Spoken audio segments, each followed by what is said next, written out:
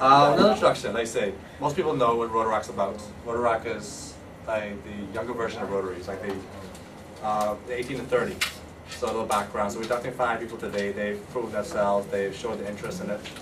Rotaract is basically a young professional / college persons. We do give back to the community.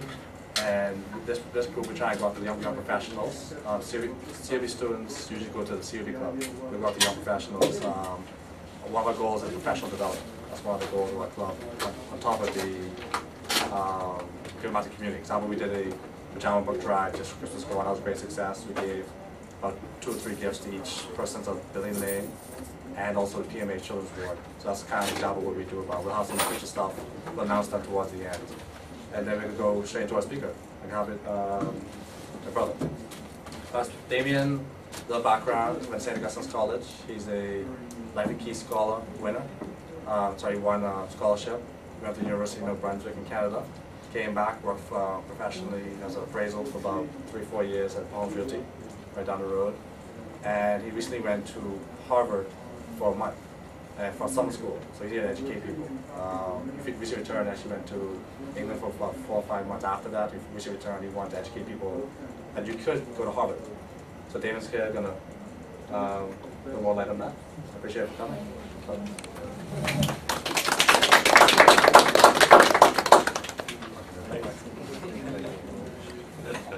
Thanks, Mr. President. Thanks to the committee. Thanks everybody for coming. You know, I think this is going to be a neat little speech. You know, I'm Damien Forsythe, but before I get into myself, just a few housekeeping issues. People, you know, I'm frantically right what I'm going to say. A few reasons. A lot of what I say is about mindset, about just showing you this option. It's not about details in the speech itself. Also, we're going to pass around a list where you can get your email, and then I can send you the course, the websites, the references that you really need if you want to follow through on your own. So that you don't really need to frantically write everything I'm going to say. So what I'm going to do is just get into the basic Harvard experience. And the first thing I have to say, you know, this is a podium, not a pulpit. You know, I'm not here to preach. And if you came here to judge my glory and my brilliance for going to Harvard University, you're mistaken. Because everybody in this room can go. Everybody can have a certain Harvard experience. And there are a lot of options out there for people to go. I have a couple examples there I have to read. I can't remember all of them. Harvard Summer School, you know, that's where I went. Open enrollment, anybody can go. You got the money, you got the most minimum requirements. I'm talking, you know, high school diploma. You can go. There's a couple thousand students there in the summer. It's a couple hundred classes, so there's a lot of options. There's a Harvard Senior Citizens Learning School. So people over 65, Harvard has a specific school for senior citizens who want to continue learning. There's a high school program. You know, when I went to the summer school, there were a lot of 11 and 12th grade students there, and they were getting advanced college credit in high school. So anybody in Nassau could go there in high school, and you finished a few classes when you start university already. So there are a lot of options. Continuing education, Harvard Extension School, online classes, online diplomas, correspondence. You do some online, you do some at the university, and you get a certificate. It's not a Harvard Business Law degree, anything like that, but it's from the Harvard Extension School, and it's going to be equivalent to the University of New Brunswick, where I went. Nobody ever heard of the University of New Brunswick, but it's the oldest English language university in Canada. So Harvard is really a brand as well. When you go, you have Harvard on your CV, on your resume, so it really counts. Part-time evening classes, English language classes. I don't think that would apply to any of us, but the Harvard Press. Harvard has a publishing house, and they publish books. They publish the Harvard Business School case studies. Harvard Business School is potentially the best school in the world. They learn by the case method. They give out cases, you have to prepare for the case, you have to debate it in class. And those cases which they spend $50,000 a year to go, and only accept 10% of their students, are available online for $7 to $10. It includes the analysis, it includes the outcomes that the student had.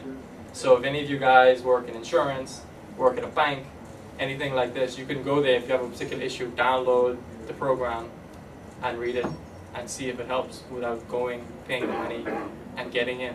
I could not get into Harvard Business School. I went to St. Augustine's, but I didn't have a picture-perfect GPA. I didn't have a long list of extracurricular activities.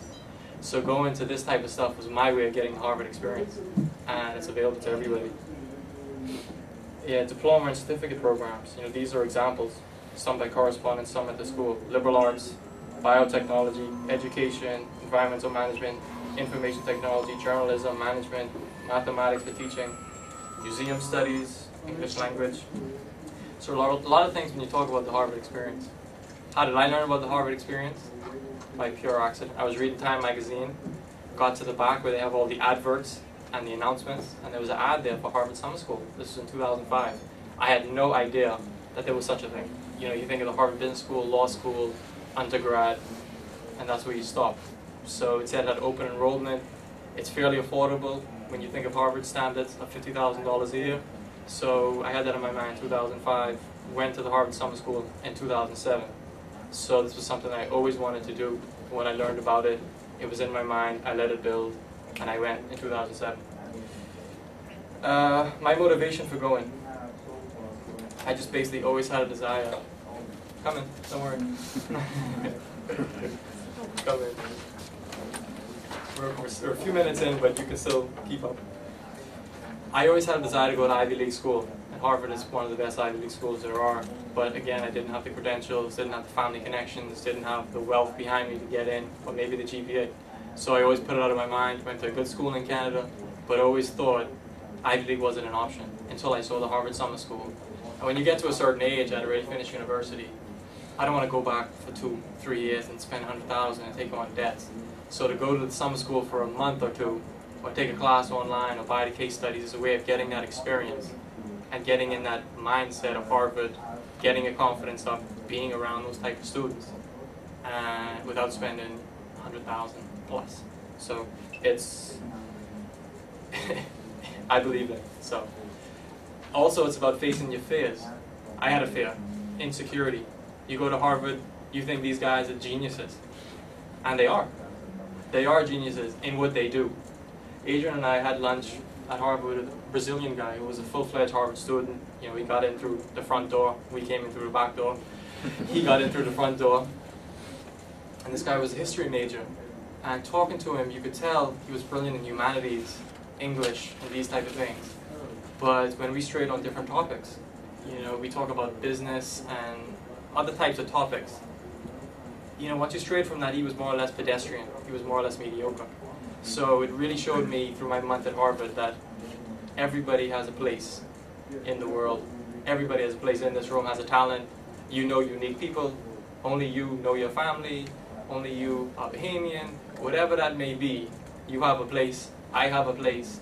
So if you focus on your talent and focus on the people you know, focus on being the best in whatever that is, nobody from Harvard can come in the door and push you off your game, because they cannot get in your way if you're doing what you're doing and what you're best at. So these guys specialize in different topics, and they're the best at that, among the best at that, but they're not geniuses in every which way or the other. So there's a lot of room in there to play, and that was a lot of the experience going to Harvard. It's about mindset. It's about learning, being there. You know, we go to the library system now. I mean, this thing will blow you away. I mean, it's about 10 stories, 7 of them underground. They have off-site facilities. You can get almost any book published. I mean, I'm sure the Harvard Library would beat many libraries in a handful of countries. You know, we're talking England, United States. Those are the type of countries that are competing with the library at Harvard. And, you know, you talk about the brains, the money, and everything they got there. $50 billion in endowment, with a B, $50 billion. It's the second richest institution behind the Catholic Church. Non-private. Obviously Microsoft is bigger, but non-private institution is the second biggest. So they got the money and the brains to do whatever they want there. But yet, like I said, when you go there, you still have your place. And it's not to be intimidated by these guys who are from Harvard and other different schools to push you aside, because they can't do it once you're doing what you're doing.